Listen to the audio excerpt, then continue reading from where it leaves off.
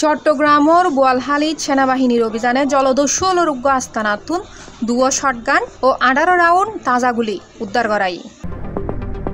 সেপ্টেম্বরের 7 তারিখ রবিবার আনুমানিক 12টা 30 মিনিটে শ্রীপুর খরণদ্বীপ ইউনিয়নের জ্যেষ্ঠপুরা এলাকাত স্থানীয় সূত্রের গোপন তথ্যের ভিত্তিতে অভিযান পরিচালনা করে অ্যাডহক 48 এয়ার ডিফেন্স রেজিমেন্টের নিয়ন্ত্রণাধীন বোয়ালহালী আর্মি ক্যাম্প। অভিযানের নেতৃত্ব দেয় ক্যাম্প কমান্ডার প্রধান মেজর মোহাম্মদ রাসেল। মেজর রাসেল জানাই কর্ণফুলী নদীর এলাকাত উগ্র জলদস্যু চক্র মাদক চালান, সন্ত্রাসী কর্মকাণ্ড ও চাঁদাবাজি সহ বিভিন্ন অপরাধমূলক কার্যক্রম চালাইবার চেষ্টা করছিল। সেনাবাহিনী পুরো চক্রে আটক করিবার লাই অভিযান অব্যাহত রাখি।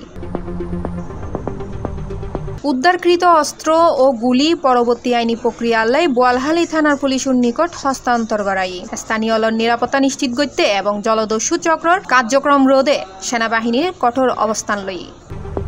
C+ TV Chittagong.